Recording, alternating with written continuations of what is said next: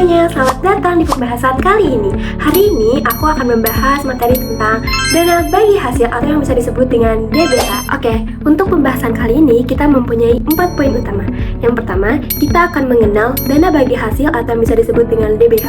Yang kedua, kita akan membahas kenapa DBH ini sangat amat penting di masyarakat. Yang ketiga, kita akan menelusuri 4 tahapan perjalanan. Dan yang terakhir, kenapa DBH ini dilakukan. Kita mulai dari bagian pertama, yaitu mengenal dana bagi hasil atau paling gampangnya bisa disebut dengan DBH. DBH adalah dana yang bersumber dari APBN, lalu dana dari APBN kita alokasikan ke daerah-daerah tertentu melalui persentase tertentu. Tujuannya apa sih? Tujuannya cuma satu, yaitu mendanai kebutuhan ekonomi buat program desentralisasi. Yang kedua, kenapa sih DBH ini sangat amat penting di masyarakat? Karena jujur aja, ini bukan cuma sekedar bagi-bagi duit. Sistem DBH ini mempunyai 5 tujuan krusial yang penting. Yang pertama, memastikan pemerataan keuangan buat pembangunan. Yang kedua, ngasih rasa keadilan terutama kepada daerah-daerah yang menghasilkan kekayaan itu sendiri. Yang ketiga, mengurangi rasa ketimpangan antar daerah.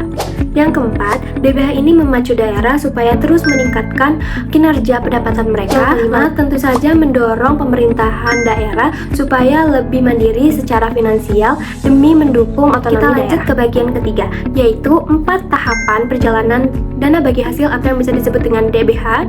Kita akan melihat gimana aliran uang itu bekerja di lapangan. Tahapan pertama, di sini pemerintah amat sangat memilih daerah-daerah mana saja yang berhak untuk mendapatkan dana bagi hasil atau yang bisa disebut dengan DBH. Tahapan kedua, perhitungan. Besaran dananya dihitung dari penerimaan negara dan seberapa besar kontribusi daerah tersebut. Selanjutnya, tahapan ketiga, penyaluran. Disinilah uang ditransfer dari pusat ke daerah. Yang terakhir, untuk apa sih dana bagi hasil ini dilakukan oleh pemerintah? Dana bagi hasil dilakukan untuk mendanai kebutuhan daerah serta memperbaiki keseimbangan keuangan pusat dan daerah, serta membiayai pembangunan di wilayah penghasilan.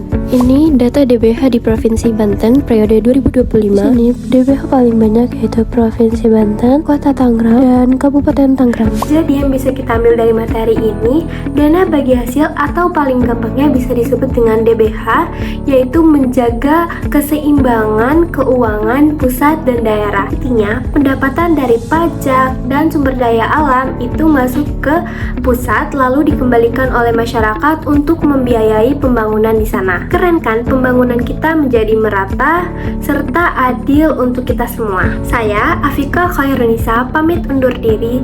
Sampai jumpa di pembahasan berikutnya. Bye-bye.